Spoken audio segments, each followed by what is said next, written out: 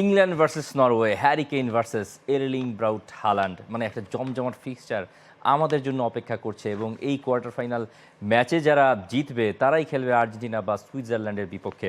আপনাদের সবাইকে ওয়েলকাম করছি রবি প্রেজেন্স দ্য গেম প্ল্যানে। আমাদের সঙ্গে আছেন Nishat Ahmed, football journalist plus video content creator. আচ্ছা নিশাত ভাই, নরওয়ে ইংল্যান্ড একটা ঐতিহাসিক match up, Vikings versus England, মানে যেই ভাইকিংসরা একসময় খুব তারা করতেন এই ইংল্যান্ডবাসীদের, যাই হোক সে অনেক পুরনো আলাপ। এখনও মনে হচ্ছে যে নরওয়ের ভেতরে ওই আইডেন্টিটিটা রয়ে গেছে। নরওয়ে যেখানে ম্যাচ সেখানে গিয়ে ক্যাম্প করছে।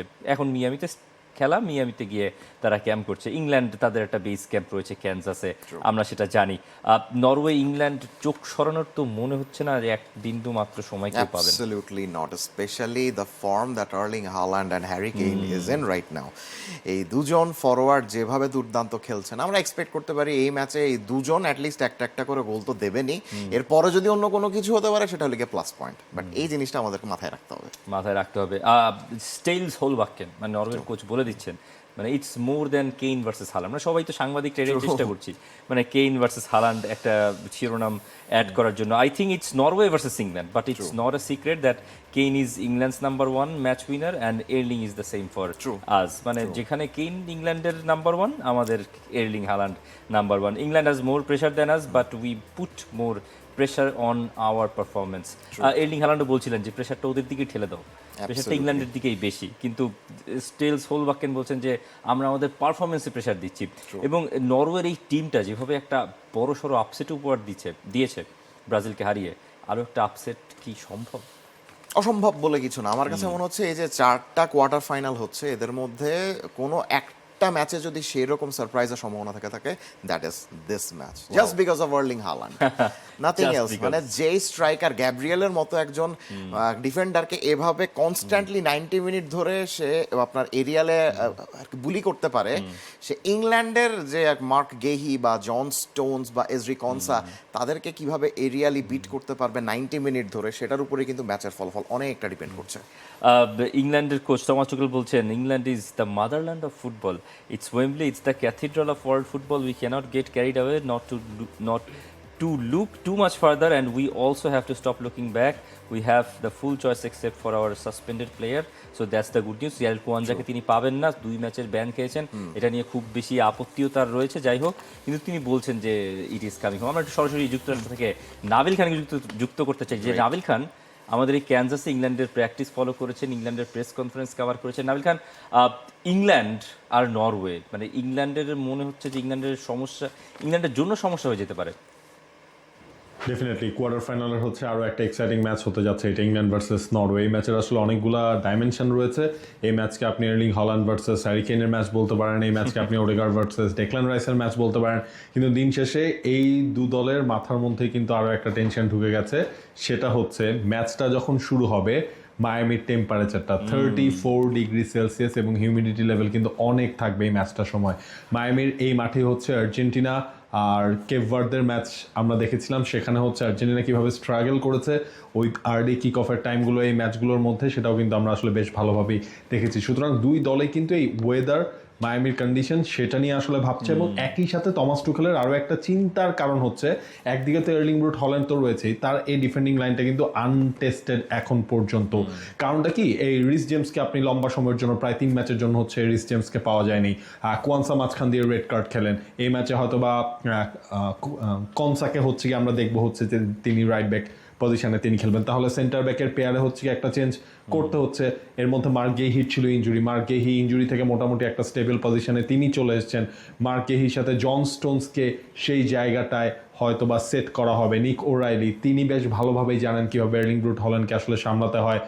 ম্যানচেস্টার সিটিতে দুজন একসাথেই খেলেন। সো অনেকগুলো টেস্ট অ্যান্ড ট্রায়ালের মধ্য দিয়ে কিন্তু টমাস টুখেলকে যেতে হয়েছে। যদিও ডেক্লান রাইসের ইঞ্জুরি থেকে ফেরা, সেটা হচ্ছে একটা স্বস্তি। হ্যারি কেইন, জুড বেলিংহ্যাম, তাদের হচ্ছে গিয়ে গোল গ্যালোরের মধ্যে থাকা। হ্যারি কেইনের 6টা গোল আছে এবারের ওয়ার্ল্ড কাপে, জুড বেলিংহ্যামের 4টা গোল রয়েছে। অ্যান্থনি গর্ডনের কাছ থেকে প্রপার একটা সাপোর্ট পাওয়া যাচ্ছে। এটা কিন্তু ইংল্যান্ডকে সেই আশাটা দিচ্ছে যে না, ইংল্যান্ডের পক্ষে এবার ওই ইটস কামিং হোম সেই জিনিসটাকে আসলেই স্বপ্ন থেকে সত্যিতে বাস্তবায়ন করাটা আসলে সম্ভব। অনেক ধন্যবাদ নাবিল খান আপনাকে।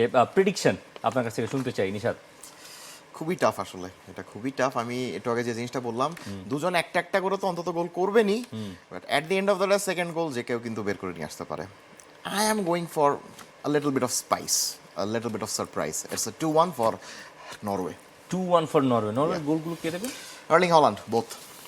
বাপ রে বাপ, মানে নরওয়ে ইংল্যান্ডকে বাদ করে দিচ্ছে আমাদের the way he is analyst playing, বলছেন। রাইট, মানে উনি যেভাবে খেলছেন এবং খেলাটা শেষ হয়ে গেলে মানে he is like literally vlogging, he is enjoying his life. এখন যেই মানে যে মানুষ, আমি কোনো খেলোয়াড় বলবো না, যে মানুষ তার প্রফেশনকে এত বেশি ভালোবাসছে, মানে খেলছে, ঘুরছে, খাচ্ছে, যাচ্ছে, মানে he is enjoying his life. He's living it. কিভাবে হি ইজ লিভিং ইট, তার কাছ থেকে মানে কিভাবে এত ভালো মানে পারফরমেন্স আমরা এক্সপেক্ট না করে থাকতে পারি। এবং মনে হচ্ছে যে ওই গ্রুপ স্টেজে ফ্রান্সের সঙ্গে ম্যাচটা রেস্ট পেয়েছে সবাই, হ্যাঁ। এবং ওই রেস্টটা মনে হচ্ছে যে খুব ভালো অনেক কাজে কিন্তু দিচ্ছে। benefit হয়েছে। একটা বুস্ট তাদের দিচ্ছে। আমরা একটু Exactly.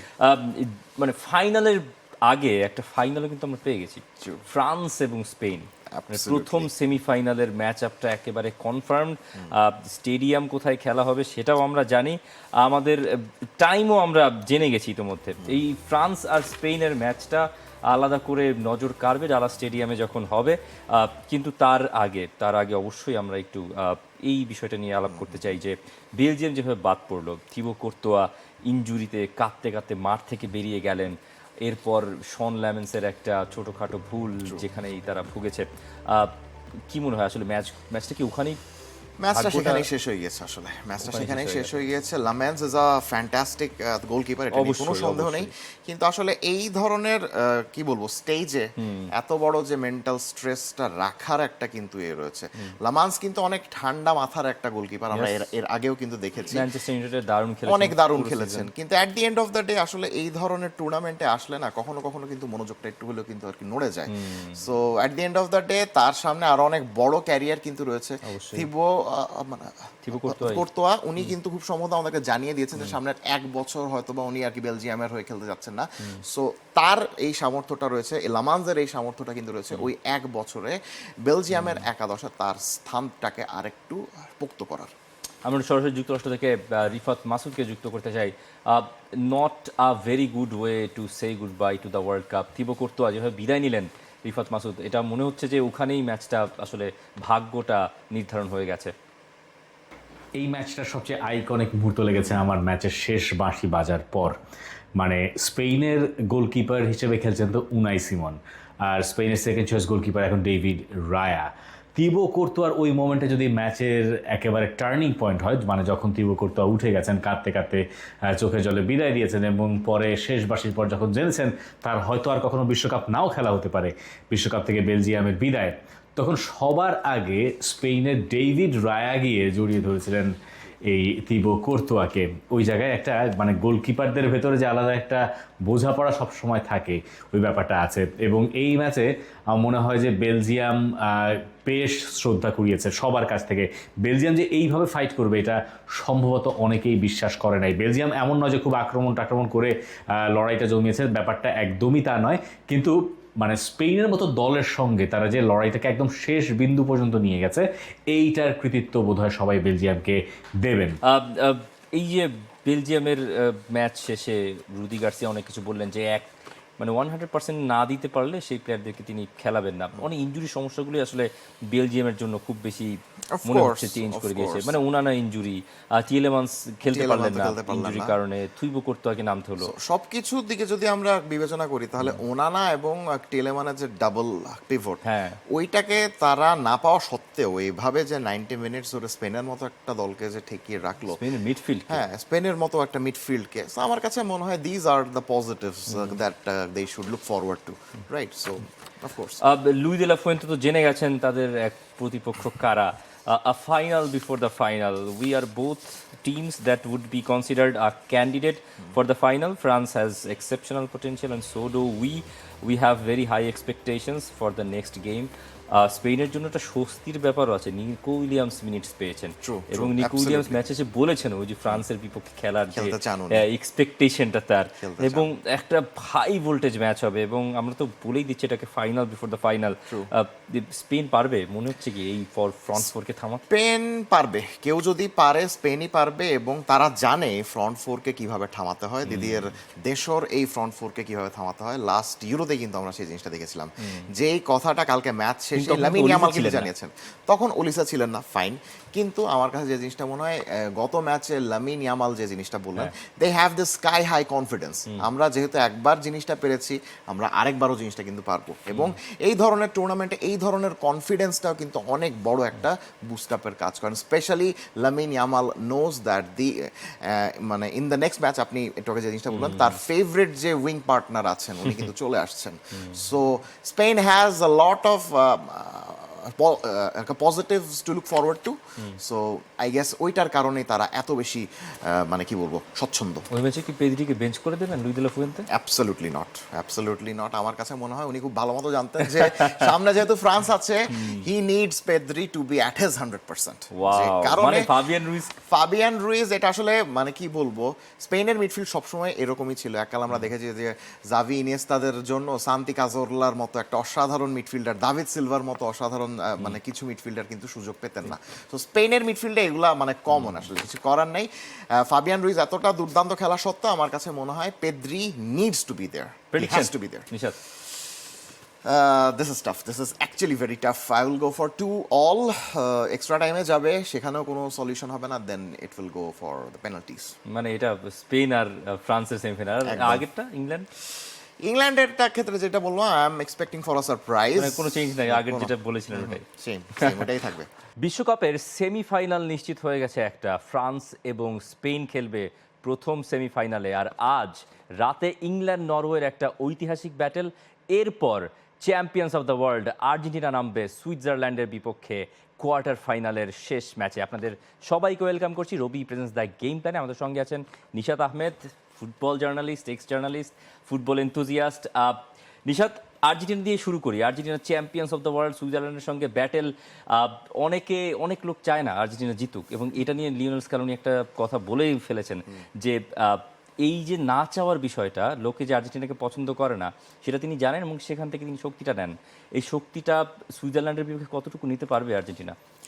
নেওয়া উচিত, as they are the world champions and they have got this mettle, আমি যে জিনিসটা বলবো ওইটা তাদের আছে, সবসময় আছে। না থাকলে তো আসলে তারা যেভাবে লাস্ট ম্যাচে রেমন্তাদা করলো আসলে সম্ভব ছিল না। সো তাদের মধ্যে ওই জিনিসটা আছে, কিন্তু সব সময় না আসলে ওই রেমন্তাদার উপরে কিন্তু ভরসা রাখলে হয় না, মেন্টালিটির উপরে কিন্তু ভরসা রাখলে হয় না।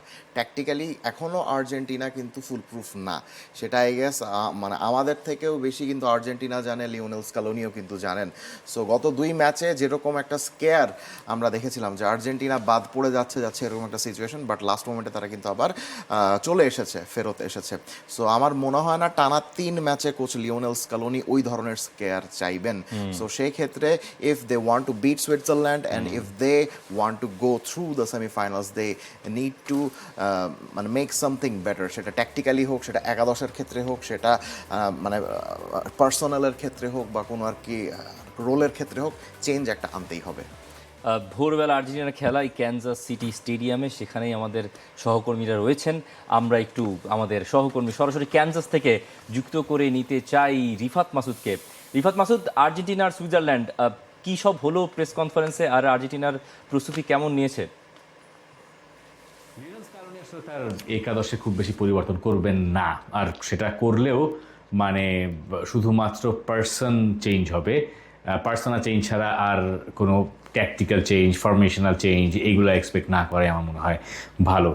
সুইজারল্যান্ডের সঙ্গে সেটার প্রয়োজন হবে কি না সেটাও একটা কথা, কিন্তু যেভাবে ইজিপ্ট আর কেপ ভার্দে আর্জেন্টিনাকে রিড করে ফেলেছে, যেভাবে আর্জেন্টিনা মিডফিল্ডকে একরকম ম্যাচের লম্বা সময় জুড়ে অকেজো বানিয়ে রেখেছিল, এরপরে সুইজারল্যান্ড যদি সেখান থেকে কিছু না শেখে তাহলে আমার মনে হয় সেটাই অবাক করার বিষয় হবে। এখন লিওনেল স্ক্যালোনি এটা বুঝতে না পারার কোনো কারণ নাই, যেহেতু আমি বুঝতে পারছি যে তাকে অপোনেন্ট পড়ে ফেলেছে, তিনি এর বাইরে মানে বক্সের বাইরে, লিটারালি তাকে বক্সের বাইরে বেরোতে হবে। মানে আর্জেন্টিনা গত 2-3টা ম্যাচে যেভাবে অ্যাটাক করছে, মিডফিল্ডে আপনি একটা বক্স তৈরি করতে পারবেন যে এই বক্সের বাইরে আর্জেন্টিনার ফুটবলাররা কেন যেন পাসই দিচ্ছেন না। তো ওই বক্স ছাড়িয়ে আর্জেন্টিনাকে নতুন কোনো কিছুর একটা উদ্ভাবন ঘটাতে হতে পারে এই ম্যাচটায়। Then again you have Lionel Messi, উনি টিমে থাকলে, উনি আপনার দলে থাকলে আপনি পৃথিবীর যে কোনো ম্যাচ জিতে আসতে পারেন, কিন্তু সেই মুহূর্তগুলো কখনো কখনো থেমে যায়, কখনো কখনো সেটা থেমে যেতে হয়, একটা দিন মানুষের বাজে যায়। এবং মেসির ক্লান্তি তার জন্য এবং আর্জেন্টিনা টিমের জন্য একটু দুশ্চিন্তার কারণ। আগের ম্যাচটা বেশ গরমে ভেতর দিয়ে, মানে কেপ ভার্দের সঙ্গে ম্যাচটা, সেখানে গরম একটা প্রভাবক ছিল। এরপরে 90 মিনিটস এবং ইমোশনাল একটা রোলার কোস্টারের ভিতর দিয়ে লিওনেল মেসি গেছেন। ম্যাচ শেষ করার পর তিনি কেঁদেছেন। এরপরে গিয়ে এখন যখন তাকে সুইজারল্যান্ডের মুখোমুখি হতে হচ্ছে এই ছাদ খোলা স্টেডিয়ামে, যদিও এখানে বেশ ঠান্ডা, অত গরমের প্রভাব নাই বললেই চলে, কিন্তু ক্লান্তি এখানে একটা প্রভাবক হিসেবে কাজ করতে পারে যদি আর্জেন্টিনা গেমটাকে লেটসে কথা যে 120 মিনিট পর্যন্ত নিয়ে যায়। আর্জেন্টিনার জন্য ম্যাচটা জেতা তো খুবই জরুরি, একই সঙ্গে 90 মিনিটসের ভেতরে জেতাটা খুব জরুরি। মানে নকআউট ফেজে একটানা এত বেশি ইমোশনাল ম্যাচ খেলার রেকর্ড খুব কম দলেরই থাকে। রাদার একটা খুব টান উত্তেজনার ম্যাচ হলে পরেরটা একটু ইজে গেলে ওই দলটার দেখা যায় যে পরের দিকে গিয়ে সুবিধা হয়, সেই কাজটা আর্জেন্টিনা করতে চাইবে। আর চেঞ্জের কথা যদি বলেন তাহলে আমি বলবো যে লাউতারো মার্টিনেজকে আমি আসলে পরের দিকে এখনও দেখছি। তবে গত ম্যাচে যে সিচুয়েশন তৈরি হয়েছিল আর্জেন্টিনা, সেরকম কিছু যদি হয় সেই ক্ষেত্রে আমি একটু জুলিয়ান সিমিওনে, নিকো পাজ, তাদেরকে জানি না লিওনেল স্কালোনি পরিকল্পনায় কতখানি রাখছেন বা নামাচ্ছেন কিনা। লো সেলসও আরেকজন পটেনশিয়াল গেম চেঞ্জার, যিনি গ্রুপ সিজের 3rd ম্যাচে এত ভালো করলেন কিন্তু আর এরপরে সুযোগ পাচ্ছেন না। উনি হয়তো দাবি জানিয়ে রেখেছেন, কিন্তু সমস্যা হচ্ছে ওই স্কালোনি তার ওই বক্স থেকে বেরোচ্ছেন না। বক্স থেকে তাকে বিশ্বকাপ যদি আরেকটা জিততে হয় বেরোতে হবে, সেটা কখন তিনি বেরোবেন, কোন পয়েন্টে বেরোবেন, ওইটা সম্ভবত আর্জেন্টিনার বিশ্বকাপটা, এইবারের বিশ্বকাপটা ডিফাইন করে দিতে পারে। অনেক ধন্যবাদ রিফাত মাসুদ আপনাকে। এই স্কালোনির প্রেস কনফারেন্সটা একটা দারুণ একটা উপলক্ষ হয়ে দাঁড়িয়েছে। তিনি বলছেন ওই প্রশ্নগুলোর উত্তরে যে there are people who don't want Argentina to win, but that's normal. তিনি বলছেন এগুলো স্বাভাবিক, এবং we use the criticism and the comments people make as motivation, we turn it into fuel to make the players perform even better. এবং সেটা মনে হয়েছে Argentina যেভাবে ঘুরে দাঁড়িয়েছে, ওই ক্রিটিসিজমগুলো যে তাদের গায়ে লাগে না, সেই চ্যাম্পিয়ন্স মেন্টালিটি দেখিয়েছে আর্জেন্টিনা। মানে apart from all the controversies, Lionel Messi এবং প্রত্যেকটা প্লেয়ারের ভিতরে সেটা দেখা গেছে, একটা champions mentality. Absolutely true. But এটাও কিন্তু আমরা বুঝতে পারছি, এই স্পেসিফিক যে কোডটা আপনি বললেন সেখান থেকে কিন্তু আমাদের মনে হচ্ছে যে Lionel Scaloni is disturbed as well. তাদেরকে নিয়ে যতটুকু সমালোচনা হচ্ছে, একটা চ্যাম্পিয়ন দলকে নিয়ে, একটা বড় দলকে নিয়ে সমালোচনা হবে, কিন্তু তাদেরকে নিয়ে কিন্তু গত কয়েকদিন ধরে একটু বেশি সমালোচনা হচ্ছে। যতটা না রেফারিং নিয়ে এত বেশি কথা হচ্ছে, এই যে আর্জেন্টিনা লাস্ট 15 মিনিটে এভাবে একটা কামব্যাক যে দিল, ওই গোলগুলার যে কোয়ালিটি ছিল, ওই ট্যাকটিক্যাল যে অ্যাসপেক্টগুলো ছিল, সেগুলো নিয়ে কিন্তু সেভাবে কিন্তু ডিসকাশন হচ্ছে না। অথচ আমরা যদি বিশ্বকাপের ইতিহাসের দিকে তাকাই, তাহলে this has to be at the top of the surprises বলবো বা রেমন্টাডাস বলবো in the history of this world cup.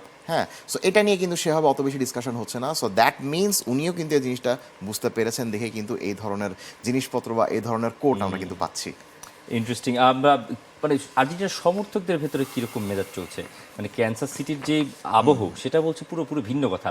আর্জেন্টিনার সমর্থকেরা আসলে এইসব নিয়ে থোড়াই তোয়াক্কা করেন, মানে তারা ওই ক্যানসাস সিটিতে একটা উৎসবের আমেজ, একটা পার্টি বসিয়েছেন এবং সেখানে সবাই আর্জেন্টিনার খেলা দেখার জন্য মুখিয়ে আছেন। আমরা একটু সেখান থেকে কিছু অংশ আর মানুষজনের কথা শুনতে চাই।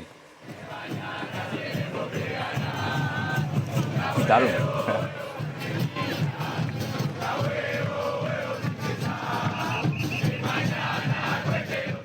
আমি ক্যান্সাস সিটিতে থাকি, তো আমার খুবই ভালো লাগছে। Welcome to Kansas City. আর এত লোকের সমাগম দেখে আমার খুবই ভালো লাগছে, আর আরো ভালো লাগছে বাংলাদেশের কাউকে পেয়ে। এটা আমি খুবই উপভোগ করছি, কারণ আমাদের যখন আর্জেন্টিনার ফার্স্ট গেম ছিল, ওই জন্য এর থেকে আরো বেশি মানুষ হয়েছিল। We're enjoying this party. I don't know, 5,000 Argentinians. We reach each other everywhere, and we're supporting our team. I think Argentina will win for 2 goals. I don't know if 2-0, maybe 3-1, but it's gonna be a match with a lot of goals. দারুণ। আমরা যে ফুটেজগুলো দেখছিলাম মানুষজনের কথাবার্তা, মানে এই celebration চলবে আসলে And আমার মনে the হয় যে enthusiasm of হ্যাঁ, those people. চলবে, মানে Outstanding. চ্যাম্পিয়ন্স, মানে তারা যদি আমার মনে হয় যদি ফাইনালি গিয়ে হেরেও যায়, এই মানুষরা খুব অ্যাট বেশি দি এন্ড অফ কষ্ট দ্য ডে পাবে না। ব্যাপারটা কি সেরকম না যে আমার কাছে মনে হয় যে বাংলাদেশের অনেকগুলো সাপোর্টারদের সঙ্গে যখন আমরা কথা আর কি বলি বা তাদের ফিলিংস সম্বন্ধে যখন জানতে চাই, বিশ্বকাপের আগে থেকে কিন্তু আমরা জানি যে অ্যাটলিস্ট 99% অফ দেম অলরেডি কিন্তু আমাদেরকে জানিয়ে দিয়েছেন যে যা পাওয়ার তো সেই 2022-এই তো পাওয়া শেষ। সো এইটা হলো গিয়ে মেসির যেহেতু শেষ একটা বিশ্বকাপ, সেইটাকে সেলিব্রেট করার একটা উপলক্ষ। At the end of the day এই বিশ্বকাপটাকে আর্জেন্টিনা জিতলো না কি জিতলো না, আমার মনে হয় না এটা নিয়ে সাপোর্টাররা খুব বেশি কনসার্ন আছে। হ্যাঁ, জিততে পারলে অবশ্যই ভালো লাগবে, কিন্তু যদি জিততে না পারে সেক্ষেত্রেও আমার মনে হয় না খুব বেশি এদিক সেদিক হবে আর কি। মানে আর্জেন্টিনার গণমাধ্যমের যে খবর, প্রবাবল 11-এও কোনো ধরনের পরিবর্তন আসলে সবাই দেখছে না। ওই আলভারেজ আরও একবার স্টার্ট করবেন, খুব সবার ধারণা তালিয়াফিকো হয়তো স্টার্ট করবেন, এবং পারেদেসকে যেভাবে তিনি পারেদেস সার্ভিসটা দিয়েছেন, মনে হয় না দুর্দান্ত। পারেদেসকে ছাড়াও আসলে দুর্দান্ত। মিডফিল্ডটা সম্ভব। আসলে- এই কম্বিনেশন নিয়ে কি সম্ভব সুইজারল্যান্ডের সঙ্গে? একটা অবশ্য অ্যাডভান্টেজ আছে, মানে মানজামি খেলবেন না ইনজুরির কারণে। ইয়োহান মানজাম্মি খেলবেন না, that is a huge plus point for Argentina. কিন্তু আমরা যদি ফরমেশনের দিকে তাকাই, একটু আগে রিফাত ভাইও যে জিনিসটা আমাদেরকে বললেন যে আর্জেন্টিনা খুব সম্ভবত একাদশ বা ফরমেশন নিয়ে অত বেশি পরীক্ষা নিরীক্ষা করবে না। এটার পেছনে মেইন কারণ হলো গিয়ে গত ম্যাচে অলরেডি তারা কিন্তু 3টা চেঞ্জ এনেছিল। সো গত ম্যাচে 3টা চেঞ্জ আনার পরে এই ম্যাচে আরও বেশি চেঞ্জ খুব সম্ভবত লিওনেল স্কালোনি আনতে চাচ্ছেন না। বাট আমার কাছে যে জিনিসটা মনে হয় যে আর্জেন্টিনা যদি মানে সুইজারল্যান্ড হোক, মানে at the end of the day এই পর্যায়ে পর্যন্ত যে দলই আসুক না কেন সবাই কিন্তু শক্তিশালী, Yes. সেটা সুইজারল্যান্ড হোক আর যাই হোক না কেন।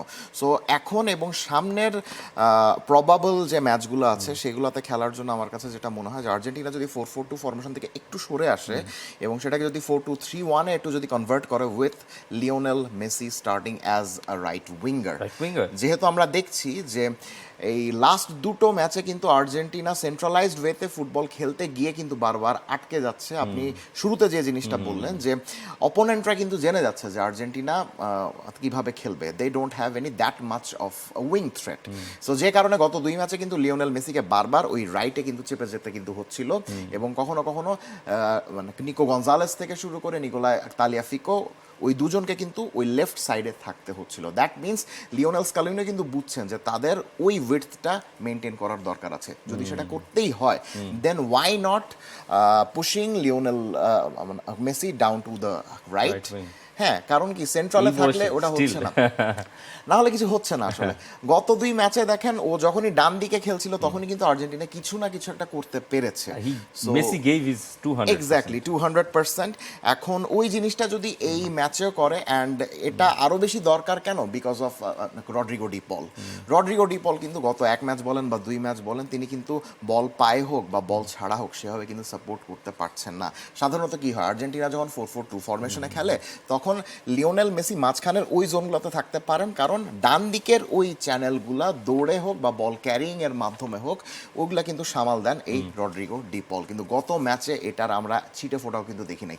So it would be very good যদি রড্রিগো ডি পলের জায়গায় সে থিয়াগো আলমাদার মতো এমন একজন নাম্বার 10-কে যদি একাদশের মধ্যে নিয়ে আসা হয় যার সাথে কিন্তু মেসির ওই কানেকশনটাও হয়, প্লাস লিওনেল মেসি যখন ডান দিকে খেলবেন তখন ওই ডিফেন্সিভ সাপোর্টটাও যেন উনি দিতে পারেন। আর ওই দিক থেকে আমরা যদি আর কি লেফটের দিকে যদি আর কি চিন্তা করি, লেফট সাইডে একটা বক্স টু বক্স হলে যদি এনজো খেলেন fine.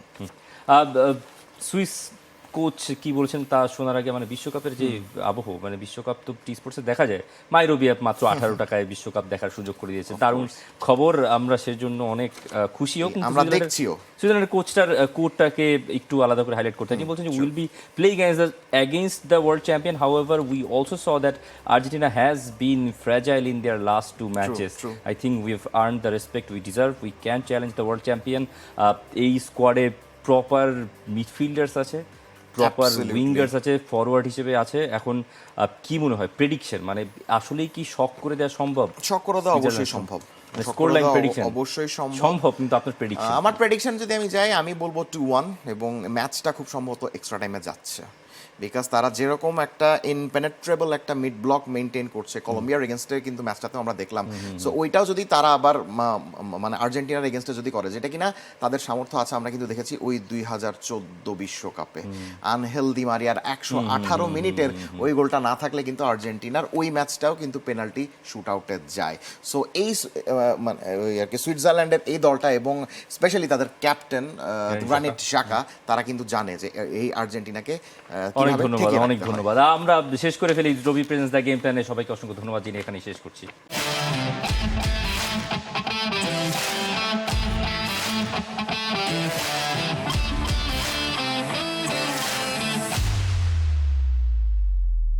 For more updates, subscribe to our YouTube channel and click on the bell icon. Follow us on Facebook and Instagram. Download T-Sports app to enjoy exciting games and highlights. Visit tsports.com.